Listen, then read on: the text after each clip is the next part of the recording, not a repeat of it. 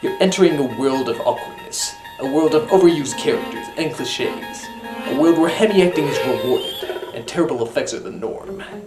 A world where plot devices are either over-explained or not explained enough. Behind that door is a river of blood. Behind that door, two scary little girls. Behind that door, a shitty remake that fucks it all up. You're about to enter the Stephen King miniseries.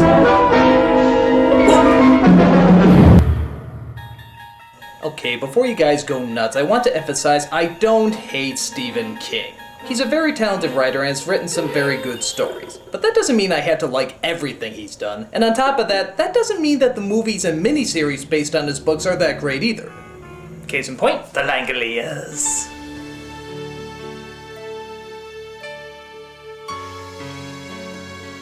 This is one of those drawn-out miniseries from the mid-90s. Everybody was hooked despite its incredibly goofy moments, but were then suddenly let down by one of the silliest payoffs ever. It's long, it's silly, it's over the top. It's a Stephen King miniseries. Let's take a look. So we see a bunch of people arriving at an airport in LA. One of them is a little blind girl named Dinah, one is a woman named Laurel, and one is a British assassin, hired to kill somebody. By who, you may ask? Well, by the director himself, Tom Holland. See you in London on Saturday. We'll have a pint to celebrate. Now you might be wondering why I know who Tom Holland is. Well, I did a little research and found out that he directed such movies as Child's Play and Fright Night. Why does this matter? It doesn't. It doesn't matter at all. They were silly movies then, and they're silly movies now. What's that?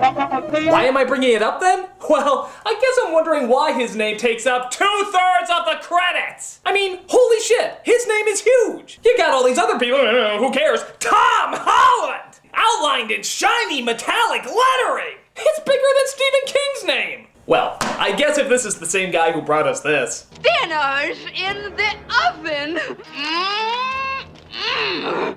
We're in good hands. By the way, while watching this opening, tell me you don't want to hear this music. The white zone is for immediate loading and unloading of passengers only. There is no stopping in the red zone. There's also a pilot played by David Morse who's traveling to Boston as a passenger. So everybody boards the shamefully fake CGI plane and wakes up to a shocking surprise. Most of the people on the plane have just vanished. Would somebody speak to me, please? I'm sorry, but my aunt's gone, and I'm blind. It's all right. It's all right. What's wrong? Where is everybody? They've gone. They've all gone. What do you mean, where's everybody? They're all right here. Wait a minute, you just walked by 10 rows and you didn't notice any of them didn't have people in it? I know you're a pilot, but surely you know planes are more full than this. Where is everybody? What's going on? Aunt Vicky! Aunt Vicky! Hey, what the hell is going on here? Will someone shut this brat up? Oh my god. Is that? It is! It's Balky from Perfect Strangers! Oh Jesus, please tell me he gives an over-the-top performance! I have a meeting at Boston's Prudential Center at 9 o'clock this morning. Promptly at 9 o'clock. That's what's important. Oh Lord, we thank you for this performance and the actor you have chosen to give it. Truly he will supply great laughter for this review. So it turns out only a handful of people are left on the plane. All that's left of the other passengers are material items like watches and earphones. Even the pilots have disappeared. But does Balky care about this? Of course not, don't be ridiculous. Now I have 3 questions for you. Number 1, who authorized an unscheduled stop? Number 2, where was that stop made? And number 3, why? You ever watch Mr. Spock on Star Trek? Just if you don't shut your cake hole, you bloody idiot, I'll be happy to demonstrate his Vulcan sleeper hole for you. Did he just make Star Trek sound badass? So he puts him in a nose hole. Don't believe me? Listen. Whoa, a nose hold. See? And that seems to shut him up for a while. Meanwhile, the pilot goes into the cockpit to see if he can radio for help. Air Force Control, this is American Pride, Flight 29. Do you read me? Over? What? But it turns out nobody's responding on the ground, and the pilot's too afraid to land in one of the busiest airports in the world. So where are they gonna go? No, we're heading to Bangor, Maine. Maine! I know we're not playing the Stephen King drinking game, but I don't care. I gotta take a drink to that! Oh. What is your fetish with that place? And of course, Balky doesn't like this at all. This is Bangor International Airport. It'll be our safest bet. I have an important business meeting in Boston this morning at 9 o'clock! My wide-angle lens is about to burst! And I forbid you! Would you please be quiet? You're scaring the little girl. Scaring the little girl! Scaring the little girl! Lady! Did he just get castrated on that line? Scaring the little girl! Scaring the little girl! Lady! Speaking of which, the little girl suddenly sees what Balky is seeing, and discovers that most of his vision is distorted by scary imagery. No,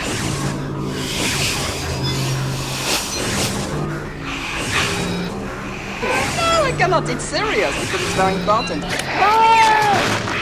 Of course, everybody wonders what the hell that was about, and the little girl explains. We all look like monsters to him. No. I'm sure we don't. Now, what made you say that? I hear things sometimes. People's thoughts. She called it shiny. So yes, it turns out the little girl is psychic. Might as well add her to the unexplained psychic children's club that seems to exist in TV and movies. That's the craziest thing I ever heard. We also come across a mystery writer who's trying to deduce what is happening on this plane. And oddly enough, he's exactly like a character out of a bad mystery novel. I also had been asleep. What about you, dear boy? Well, yeah. Yes. I'm a mystery writer. Deduction is my bread and butter. So I deduce that everyone was asleep, including all those people that were subtracted, along with the flight crew, of course, dear boy. Perhaps, dear boy, if I deduce a little bit more, my acting will become a little bit more Shatner. Does anybody notice the teddy bear out on the plane? He looks suspiciously like the teddy bear from The Shining, the one that was giving a blowjob for some reason. Another Stephen King story. Coincidence or something more? I deduce, dear boy. So they finally reach Maine, and for some reason, nobody wants to see what's actually down there. I really don't want to go down there. I'm scared stiff. God help us all. Maybe this wasn't such a good idea. I'm scared. What the hell's wrong with these people? You're on a plane where everybody disappeared. How the hell are you gonna be safe there? Oh no, there might be people down there to question us and want to solve our problem. Oh, the horror! Also, don't you just love how the adult is whining to the kid and the kid has to make her feel better? You know something, Dinah? What? I really don't want to go down there. I mean, I really don't. If it'll make you feel any better. You're not the only one. Don't worry, fully grown, mature woman. I, a terrified little blind girl, will keep you comfort. Oh, thank you.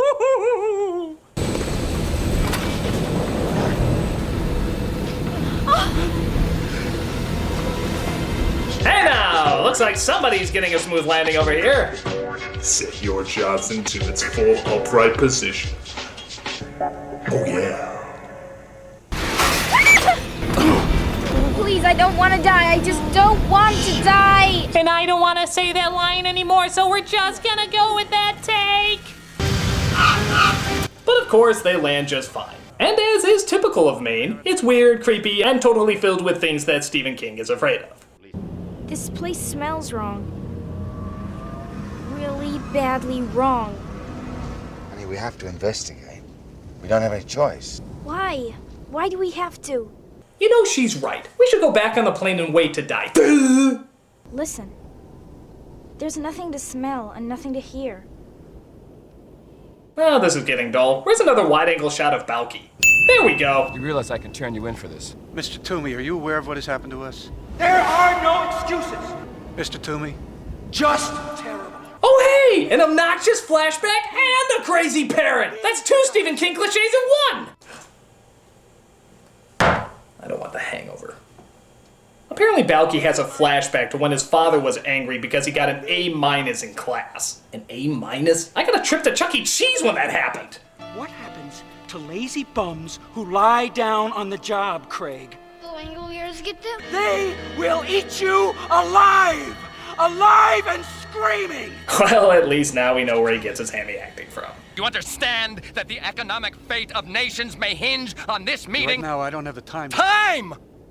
What the hell do you know about time? Ask me about time! Ask me! Okay, I give him 2 more seconds before he fully transforms into a cartoon character. We all know it's coming. You can't hold it back.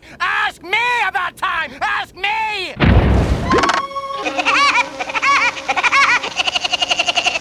So again, they calm him down, and they go through the luggage conveyor belt. Why don't they just go through a door? They go inside and find that the place is abandoned. Plus little things like smells and sounds have all been slightly muted. And it seems like the clocks have stopped too. Spock! While that's going on, Balky starts to hallucinate about his father.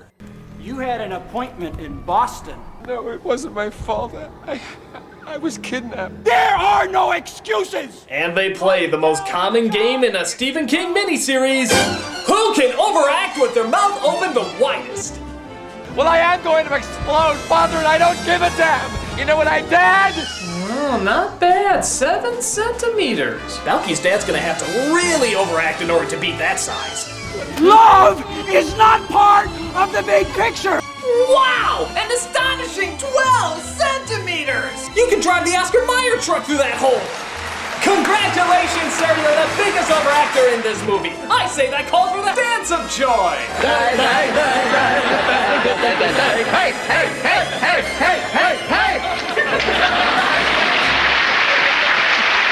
So as he goes through an airport security door, which of course isn't locked, Dinah swears she hears a creepy sound in the distance. So creepy that it forces her to take off her glasses even though it has no impact on her vision.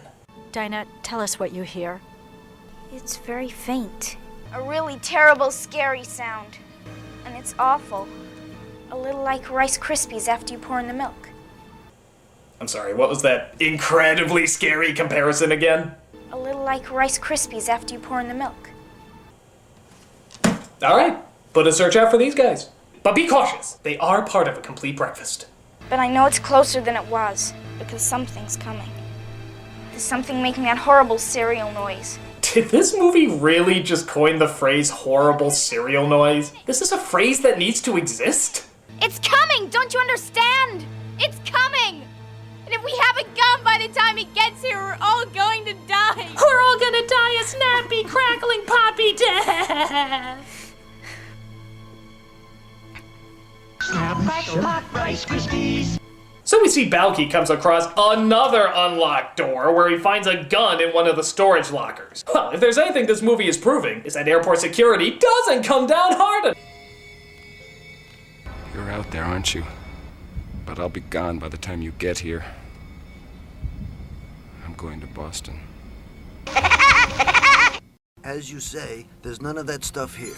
But when we woke up, it was on the plane. What, does nobody see him right now? Maybe nobody was here when it happened.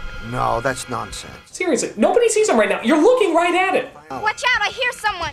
I hear him much better than you idiots can see him right in front of your fucking faces! You hear me? What is it? Take me to Boston! So Billy from Power Rangers attacks and gets shot. But luckily, bullets seem to have no effect in this world. So they get some rope and tie up the doofus before he acts any crazier. I think it might be wise to take a few precautions, don't you?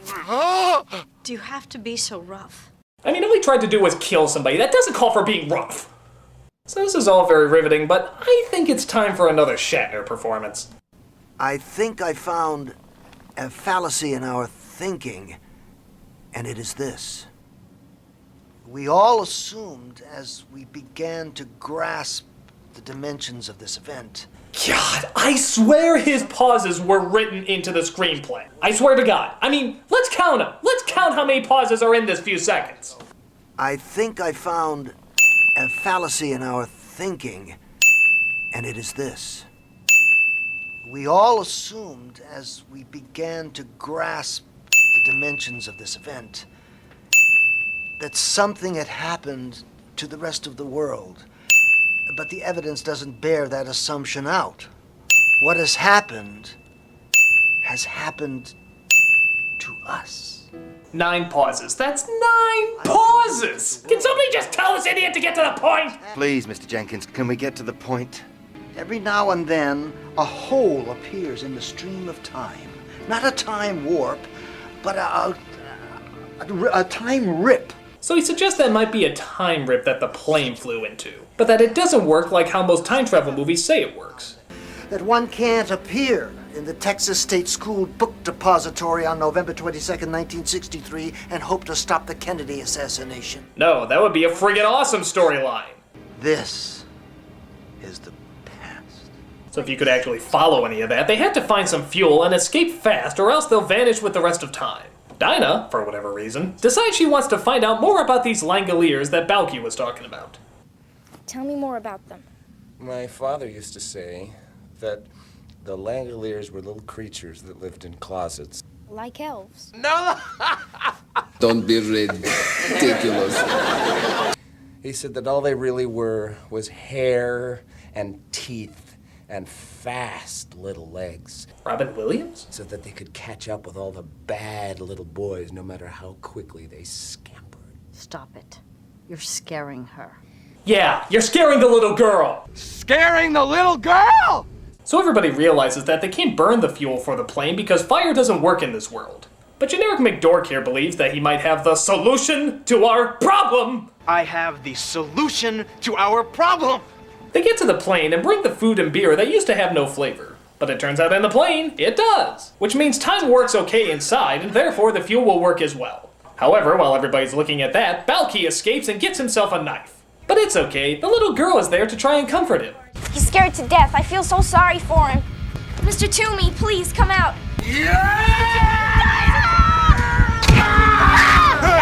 Well, you know that's really scaring the little girl. Scaring the little girl!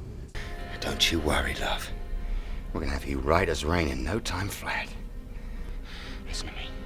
She's got internal bleeding. We don't get this blade out of her right now, damn quick, she's gonna drown in her own blood. Right as rain, darling, right as rain. She is going to drown in her own blood. Right as rain, darling, right as rain. Drown! So Dorky and the black guy go looking for a stretcher, but Balky is there waiting for him. It's okay, he's a black guy in a Stephen King film. They always turn out fine, right? He's in here, he's in here! You're one of them too, aren't you? A Langolier. You know, it figures. This guy has survived 3 Silence of the Lambs movies, and yet it's a Stephen King flick that finally kills him off. I'm telling you, man, the black guy always dies first. Damn! But the dork knocks him out with a toaster in the bag, and the Brit decides whether or not he should kill him. But then he remembers how the blind girl told him to leave him alive, so that's exactly what he does. He doesn't tie up his hands or anything, he just sort of lets the psychotic killer sit there until he wakes up. What secret idiot service did this guy work for again? But, get this, the girl, even though she's been stabbed, uses her psychic powers to make Balky believe she's really there. Hurry, Craig. Now stand, Craig. Stand.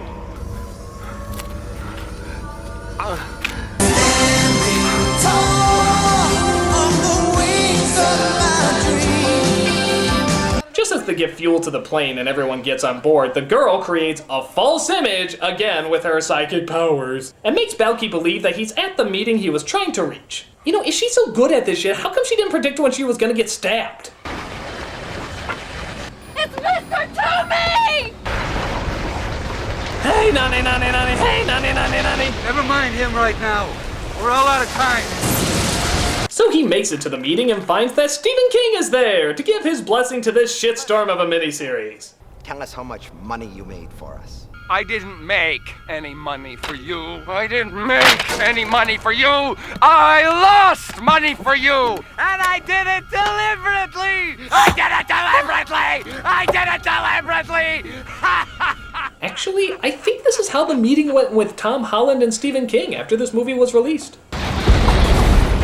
But that crackling noise is getting louder, and we finally figure out what's been getting closer and closer all this time. Let's get ready for letdown!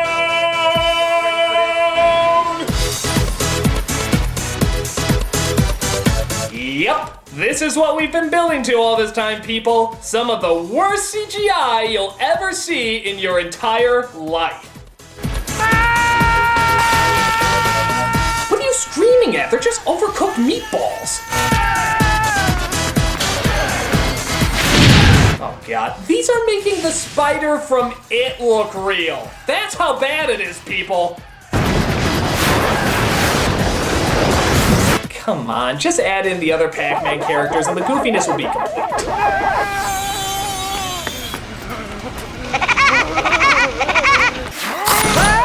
Tommy gonna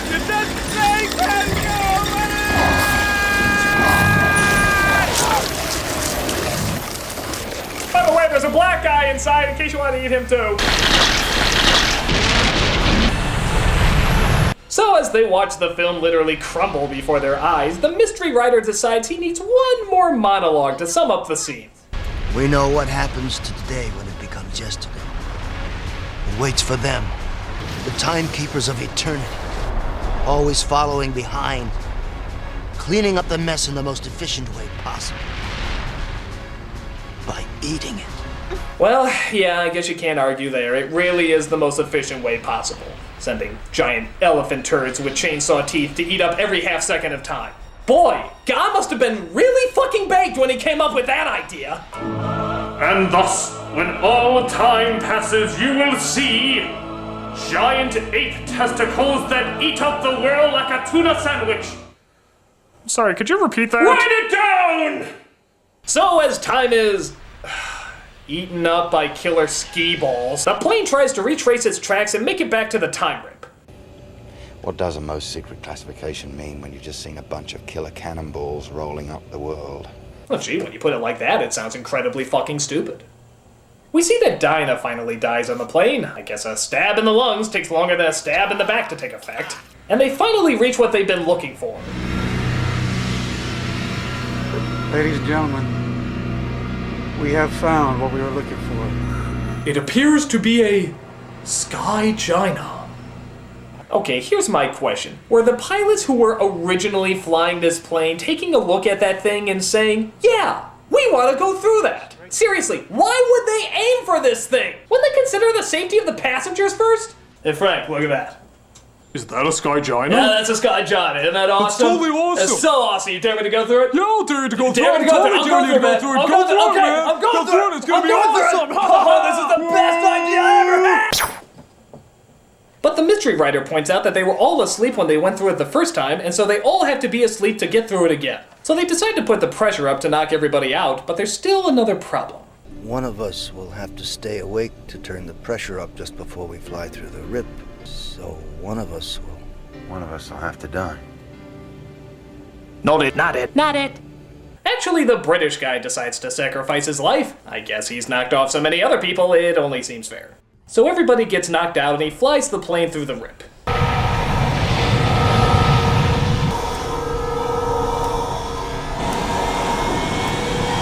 just want to tell you both good luck. We're all counting on you. It's so beautiful! And of course he ultimately disappears. Why the hell his clothes, shoes, and belt don't stay behind is anybody's guess, but who cares? They made it home! But is it really home? But what do you see out the window? Nothing. Nothing at all. Oh, except for the obvious moving cars down there. Oops. They land the plane and everything seems deserted, but that's because they realize that time is catching up with them. Daddy, new people, look at the new people. Did you hear what she said? Yes. Is that who we are? The new people? Are we the new people? Are we the new people? Are we the new people? We are! We are the new people! And the only way new people can celebrate is by doing a stereotypical freeze frame! Yeah!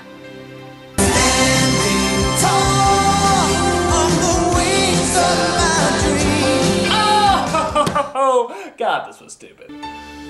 I mean, to its credit, it does keep you interested enough to want to know what's going on, as most Stephen King stories do. Some of the actors are pretty good too, but there's just so many goofy performances, nonsensical logic, bad effects, and just the stupidest letdown climax that it's hard to fully take it seriously.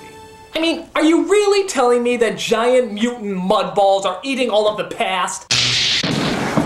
Let's find out. What are you doing here? I'm sending you 45 minutes in the past to see if your theory's correct. Well, do we have to? Yes, hurry! Alright, keep your beard on. Hey, this is your beard too.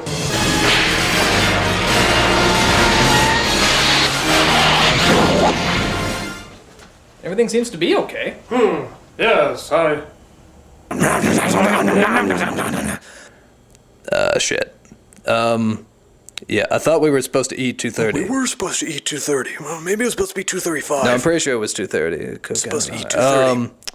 Never mind us. We're just giant floating molten milk balls here. We're nothing out of the ordinary at all. An everyday occurrence. No, man, the sky giant is going to be pissed. I'm blaming you.